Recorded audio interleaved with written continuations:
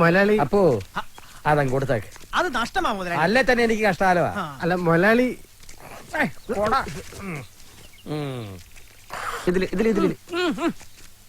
എന്നാടാ വണ്ടായി കാണിക്കുന്നത്? ചിക്കണ്ട പറമ്പ് മുഴുവൻ കിടക്കുമ്പോ ആരേലും തുപ്പി ആ തുപ്പല് കോളാമ്പി സൂക്ഷിക്കോ? അതിപ്പോ മുതലാളിയുടെ ഐഡിയ എന്താണെന്ന് എനിക്ക് അറിയില്ലല്ലോ. 10-12 വർഷം കൊടയും പിടിച്ച് കോളാമ്പിയും തൂക്കി എന്റെ പുറകെ തൂങ്ങിയിട്ടും എന്റെ ഐഡിയ നിനക്ക് ഇതുവരെ മനസ്സിലായില്ലല്ലോ. ഒന്ന് പറഞ്ഞു കൊടുക്കും മാത്തച്ചാ, ശരിയല്ലേടോ? പിന്നല്ലാതെ എന്റെ മൊലാളി ഇതുപോലൊരു ശരി ഞാൻ എന്റെ ജീവിതത്തിൽ കേട്ടിട്ടില്ല. അവനെ പിരിച്ചു വിടല്ലേ മൊലാളി, അവനൊരു കുഞ്ഞുകുട്ടി പരാധീനക്കാരൻ. ഓ അത് ശരി. അപ്പൊ താനും അവന്റെ ഭാഗത്തല്ലയോ? എന്റെ കണ്ണോ നടയണം. പിന്നെ ഈ തോട്ടം നിങ്ങൾ തൊഴിലാളികൾക്ക് എടുത്ത് അങ്ങനെ പെരുമാറാവല്ലോ. അല്ലെങ്കിൽ തന്നെ ഇപ്പൊ അങ്ങനെ തന്നെ ആണല്ലോ. പേരിന് ഞാൻ ഒരു മുതലാളി, കാശ് മുഴുവൻ നിങ്ങൾക്കും. അല്ല ജോ എപ്പോ വന്നു? എന്താ കാലത്തെ? അത് മുതലാളി എന്നെ ഒന്ന് സഹായിക്കണം. എന്ത് സഹായം? എനിക്കിനി പഠിക്കണമെങ്കിൽ അഡ്മിഷനും ഫീസിനും ഒക്കെ ആയി കുറെ രൂപ വേണം. ഇപ്പൊ വിദ്യാഭ്യാസം കച്ചവടമല്ലയോ വേണ്ടി വരും. അതുകൊണ്ട് മുതലാളി ഒന്ന് സഹായിക്കണം. വെറുതെ വേണ്ട, കടമായിട്ട് മതി. ഓ അക്കാര്യം മാത്രം ഇവിടെ പറയണ്ട. നീ താമസിക്കുന്ന വീടും സ്ഥലവും ആരുടേതാന്നാ വിചാരം? മുതലാളിയുടെ. അപ്പൊ അറിയാം. നിന്റെ അപ്പച്ചൻ നിന്റെ അമ്മച്ചിയെ കല്യാണം കഴിച്ച് വന്ന് കയറിയപ്പോ താമസിക്കാൻ കൊടുത്തതാ വീട്. ചെറിയ വാടകയിൽ താമസം തുടങ്ങിയിട്ട് വർഷങ്ങളായി. ആദ്യമൊക്കെ കൃത്യമായിട്ട് വാടക തന്നു. പിന്നെ വാടകയുമില്ല, രസീതുമില്ല. മാത്രമല്ല നിന്റെ അപ്പച്ചൻ പണി ചെയ്ത് തീർത്തോളാന്നും പറഞ്ഞ് കുറച്ച് കാശ് എന്റെ വാങ്ങി. അത് ഇതുവരെ തിരിച്ചു തന്നിട്ടില്ല. അതുകൊണ്ട് എന്റെ മോനൊരു കാര്യം ചെയ്യും. എന്റെ പൊന്നുമോൻ ഇനി കോളേജിലൊന്നും പോണ്ട. ഇവിടെ എന്റെ ഈ തോട്ടത്തിൽ ഇങ്ങനെ നിന്റെ അപ്പച്ചനെ പോലെ പണിയെടുത്ത് വലിയ റബ്ബർ വെട്ടുകാരനായി പേരെടുക്കാൻ നോക്കണം. അങ്ങനെ വരുമ്പോ നിന്റെ അപ്പച്ചന്റെ കടവും തീരും, ഇവിടുത്തെ കാര്യവും നടക്കും. ഒന്ന് പറഞ്ഞ് മനസ്സിലാക്കി കൊടുക്കണോ മാത്തച്ചാ? വാടോ, പഠിക്കാൻ നടക്കുക. ആ പൂതി അങ്ങ് മനസ്സിൽ വെച്ചാ മതി. അങ്ങേര് പറഞ്ഞോർത്ത് മോൻ വിഷമിക്കണ്ട. നിന്റെ അപ്പച്ചൻ ജീവിച്ചിരിപ്പുണ്ടായിരുന്നെങ്കിലേ മുമ്പേ ഈ പറഞ്ഞു പോയ വർത്താനം ഉണ്ടല്ലോ, അത് അദ്ദേഹം പറയില്ലായിരുന്നു. നിന്റെ അപ്പന്റെയും കൂടെ അധ്വാനമാ ഈ കാണുന്ന തോട്ടമല്ല. കണക്ക് പറഞ്ഞാലേ അങ്ങേരി തോട്ടം നിന്റെ പേരിൽ എഴുതേണ്ടി വരും. അതെനിക്കറിയാം മാത്തച്ചായ, തിരിച്ചു പറയാൻ അറിയാഞ്ഞിട്ടല്ല. ഞാൻ എന്തെങ്കിലും പറഞ്ഞ ചിലപ്പോ എന്റെ അപ്പച്ചന്റെ ആത്മാവ് അത് പൊറുക്കില്ല. അതുകൊണ്ടാ.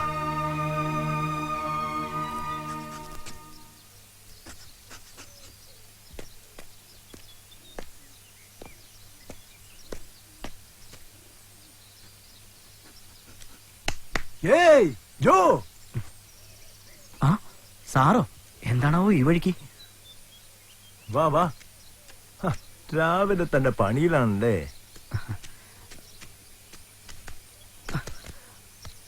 നീ ഇപ്പൊ എന്താ കോളേജിലൊന്നും പോകുന്നില്ലേ? പോണെന്നുണ്ട്, പക്ഷെ അതിന് കോളേജിലൊക്കെ അഡ്മിഷൻ കിട്ടിയിട്ട് ആരെങ്കിലും പോവാതിരിക്കണോ? ആഗ്രഹമില്ലാഞ്ഞിട്ടല്ല സാർ. നിന്റെ വിഷമം എനിക്ക് മനസ്സിലാവുന്നുണ്ട്. ഞാനൊന്ന് നോക്കട്ടെ.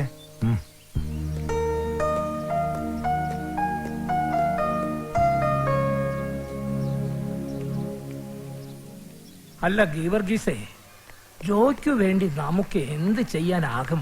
അത് തന്നെയാണ് അച്ചോ എന്റെ ചോദ്യം. 5ാം ക്ലാസ്സിൽ വെച്ച അവനെ എന്റെ കൈ കിട്ടുന്നത്. ഓരോ മീറ്റിലും അവന്റെ ടൈമിംഗ് കൂടുന്നത് ഇന്നും എനിക്ക് അത്ഭുത. പാട്യാടിയിൽ വെച്ച് നടന്ന നാഷണൽ സ്കൂൾ മീറ്റിൽ ശിവറാം സിംഗ് 15 വർഷം മുമ്പിട്ട മീറ്റർ കാർഡല്ലേ അവനിപ്പോ തകർത്തത്. അതും ഈ സ്റ്റേറ്റ് മീറ്റിൽ. ഒരു പക്ഷേ ഒളിമ്പ്യൻ സുരേഷ് ബാബുവിനെ പോലെയോ PT ഉഷയെ പോലെയോ ഇന്ത്യയുടെ അഭിമാനമായി നമ്മുടെ ജോ മാറും. എന്തായാലും അവനെ നമുക്ക് പഠിപ്പിക്കണം, കോളേജിലേക്കാം. പറയാനെടുപ്പ 1.5 ലക്ഷം രൂപ ഡൊണേഷനും എഴുത്താ പൊങ്ങാത്ത മറ്റു ചെലവുകളും ആരെടുക്കുമെന്ന് അച്ഛൻ പറയുന്നത്? ദൈവം നമ്മളെ അങ്ങനെ കൈവിടുമോ ഗീവർഗീസേ? ഇല്ല. അവനു വേണ്ടി എവിടെയോ ഒരു വാതിൽ തുറന്നു കിടപ്പുണ്ട്.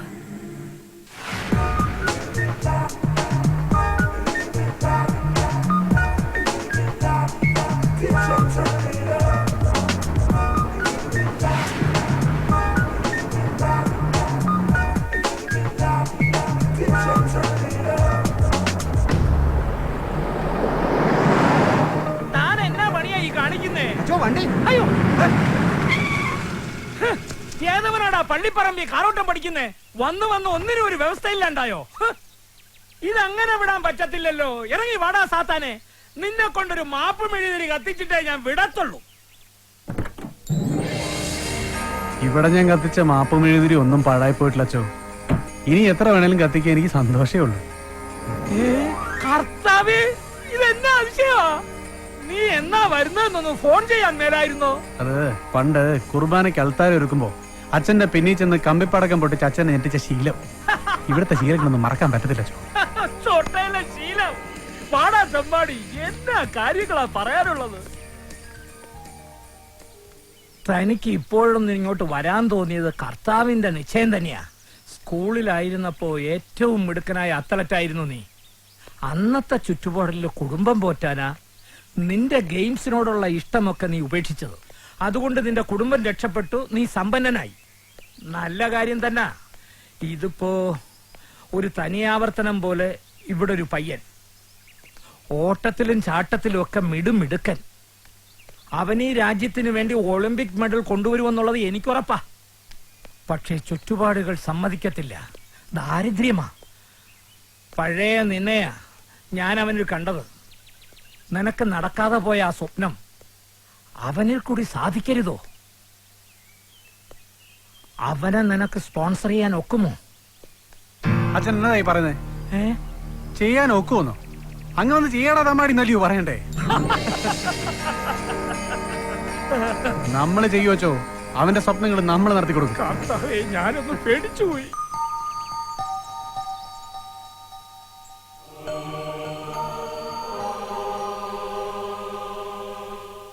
ഇപ്പോഴും എപ്പോഴും സ്തുതിയായിരിക്കട്ടെ.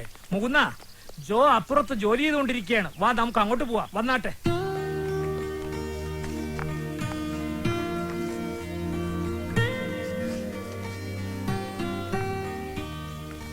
നല്ല അധ്വാനിയാ. നീ ഒന്നിങ്ങ ഇറങ്ങി വന്നേ.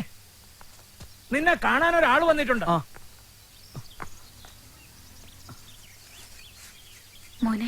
മൂന്ന, ഇവനാണ് ജോ. നമസ്കാരം. ജോ, ഞങ്ങളൊരു പുതിയ കാര്യവുമായിട്ടാണ് വന്നത്. ഞങ്ങൾ നിന്നെ കോളേജിൽ അയച്ച് പഠിപ്പിക്കാൻ തീരുമാനിച്ചു. പണം മുടക്കി തന്നെ. ഞങ്ങളെന്ന് പറഞ്ഞാ ഞാനല്ല, ഇവൻ മുകുന്ദൻ. ഞാനും ഇതുവഴിയേ വന്നവനാണ് ജോ. പണ്ട് സ്കൂളില് ഓട്ടത്തിനും ചാട്ടത്തിനും ഒക്കെ കമ്മം കയറി നടന്ന കാലത്ത് വീട്ടില് പട്ടിണിയാവത് കണ്ട് വയറ്റിപ്പഴപ്പിന് വണ്ടി കയറിയവനാ ഞാൻ. കാശില്ലാത്തതുകൊണ്ട് ദൈവനും ആ വഴി വരണ്ട. എനിക്കാവുന്ന പോലെ നിന്നെ എനിക്ക് സഹായിക്കാൻ പറ്റിയ അത് ഞാൻ എന്റെ ഈ ഗോഡ്ഫാദറിന് കൊടുക്കുന്ന ഏറ്റവും വലിയ ദക്ഷിണയാ. എന്റെ പുണ്യവാ. നമുക്ക് ചെയ്യാം ജോ. വേണ്ടച്ചോ, ഇതൊക്കെ കാശ് ചെലവുള്ള കാര്യങ്ങളാ. ഞങ്ങൾക്കിതൊന്നും തിരിച്ചു വീട്ടാനുള്ള കഴിവില്ല. അതിനിപ്പോ ഉടനെ തിരിച്ചു വരണമെന്ന് ആരാ പറഞ്ഞേ? ഇവൻ പഠിച്ച് വലിയ നാഷണൽ ചാമ്പ്യനൊക്കെ ആവുമ്പോ ഒരുപാട് കാശ് വരുമ്പോ അന്ന് മനസ്സുണ്ടേല് ഓർമ്മയുണ്ടേല് എന്നാ മതി. അതെ, ഇത് ഞാൻ നിങ്ങൾക്ക് ചെയ്യുന്നൊരു ഉപകാരമായിട്ട് കാണണ്ട. എനിക്ക് നല്ല ചെയ്യാനുള്ള ഒരു അവസരം നിങ്ങൾ തരുന്നു, അത്രേ ഉള്ളൂ. അങ്ങനെ കണ്ടാ മതി. അതാ.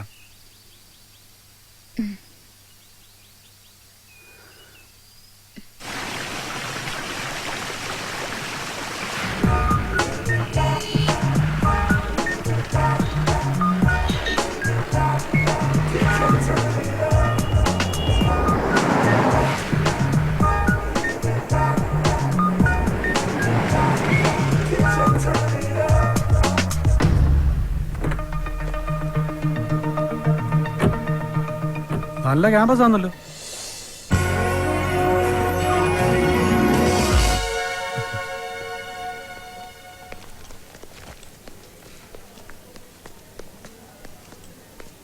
എന്തോ കണ്ടോണ്ട് നിൽക്കുക? വാ, വന്നേ.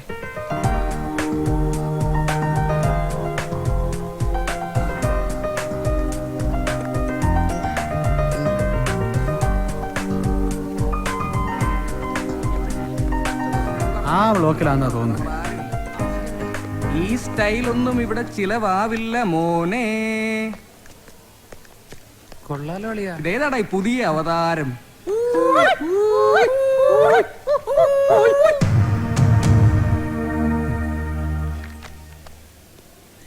എന്നാടാ രാവിലെ കാച്ചിലും പുഴുക്കുവാന്നോ കഴിച്ചേ? കൂവിൽ നിന്നൊരു ആയം പോരാ അല്ലയോടാ? വേണ്ട സാർ. ചോദിക്കട്ടെ, കൂവിക്കേ. നേരത്തെ കൂവി ആരാന്ന് വെച്ചാ ഒന്നുകൂടെ കൂവണം. അല്ലെങ്കിൽ ആയത്തെ കൂവലിനെ ഒരു അഹങ്കാരം വരും. വേണ്ട ബാബി, ഒരുപാട് ഇത്തരം വരാന്തേ കൂടെ നടന്നാ ഇതുവരെ എത്തിയേ. എന്റെ റോഡിലൂടെ മങ്ങണി വണ്ടി ഓടിച്ച് പഠിക്കല്ലേ? എന്താ പ്രശ്നം? വെറുതെ സാർ, ഒന്നുമില്ല. ഓ ഒന്നുമില്ല സാറേ, പിള്ളേര് വരാന്തയിൽ കുറുക്കന് പഠിക്കുക. ഐ എം സോറി, ഞാൻ ഇവിടുത്തെ പ്രിൻസിപ്പളാ. നമസ്കാരം. ഇവരുടെ കാര്യം ഞാൻ പിന്നീട് ഡീൽ ചെയ്തോളാം. നിങ്ങൾ വന്നത്? ഞാനിവന്റെ അഡ്മിഷൻ കാര്യത്തിന് ഫാദർ ഇടമണ്ണയിൽ വിളിച്ചില്ലായിരുന്നു. ആ ഓക്കെ ഓക്കെ ഓക്കെ. ജോ എന്നല്ലേ പേര്? അതെ സാർ. സ്പോർട്സ് കോട്ട് അഡ്മിഷൻ അല്ലേ? ആ അതെ. എല്ലാരും ക്ലാസ് വെക്കോ വെക്കോ. വരൂ, നമുക്ക് ഓഫീസിലേക്ക് പോവാം. വാ വാ.